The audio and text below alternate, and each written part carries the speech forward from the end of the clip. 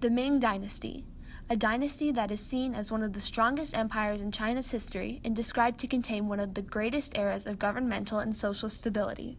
But as all good things must come to an end, the pastoral nomads known as the Manchu evaded the Ming military and quickly overthrew the dynasty.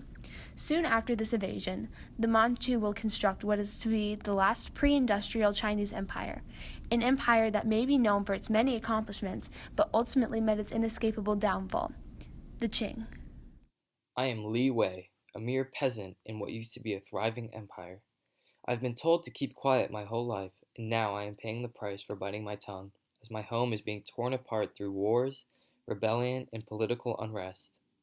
At first, trade with the Europeans was minimal, and there was nothing peculiar to expect.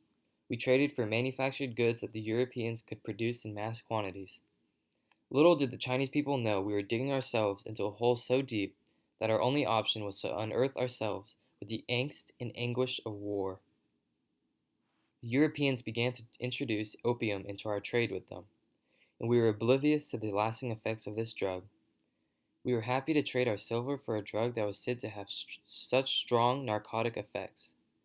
The Europeans had easily outsmarted us by introducing this drug and getting our population hooked, and we were about to pay the price. My people were addicted to the numbing and narcotic effects of opium. Businesses slowed, families were torn apart, and the Qing dynasty as a whole took a turn for the worse. But yet we still craved it. To us, it was considered precious. Lin Zishu was appointed by our government to eradicate opium. His destructive manner of ridding our dynasty of opium sparked the Opium Wars. But our military was too weak to defend ourselves against the British, allowing them to impose the unequal treaties upon us.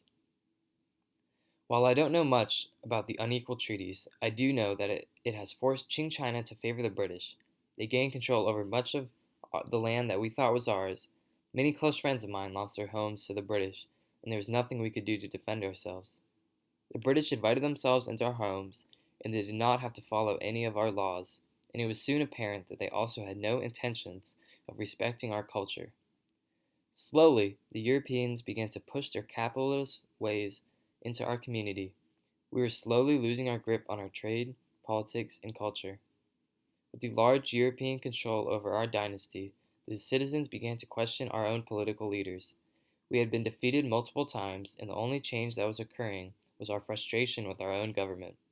As a whole, the citizens of the Qing dynasty were politically discontent and realized that a reform was due.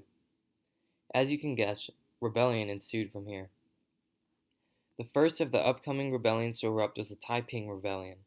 Many say this rebellion started with Hong Xiuquan, a disappointed civil service exam candidate who believed himself to be the son of God and the younger brother of Jesus Christ, who was sent to China to carry out with a radical reformation.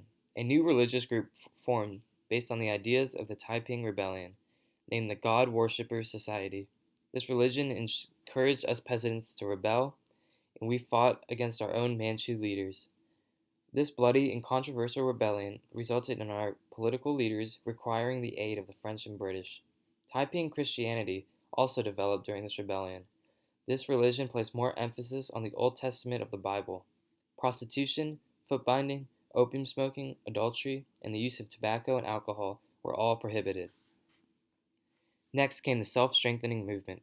This movement's purpose was to combine the Western military, science, and economic ideas into Chinese society. These ideas were going to be built upon Confucian values and helped strengthen China into a more powerful state. Through this movement, they raised troops, levied taxes, and established bureaucracies. We began to project any and all foreign influences that our leaders attempted to impose upon us, and this resulted in yet another rebellion. The Boxer Rebellion was the result of the political unrest among the citizens of the Qing dynasty. The peasants had finally found our voice, and we proclaimed to anyone who would listen that the foreigners who had invaded our dynasty were toxic and needed to be removed. To make a difference, I joined this rebellion, and we sought to purify China of foreigners. Our movement spread like wildfire throughout China. By any means necessary, we got rid of all foreign impurities that had rooted themselves into our society. And now, as Western forces had attempted to nullify the rebellion, they have to come to realize that they are too late. Our empire was already crumbling. Hello, my name is Bradford Goodwin. To my soldiers, I am Commander Goodwin. I was in charge of putting those darn Chinese back in their place during the Opium Wars. I say what I mean, and I mean what I say, so you better believe that I showed those Chinamen. All of our merchants were trying to find ways to help relieve those Chinese of their money. Naturally, they turned to opium. They sold them opium by the boatload. Eventually, one of the Chinese got smart and realized that opium was bad, so they tried to stop our merchants, but we were always one step ahead of them. This is where I came in. I was sent for to help encourage the Chinese to reevaluate their stance on our opium trade.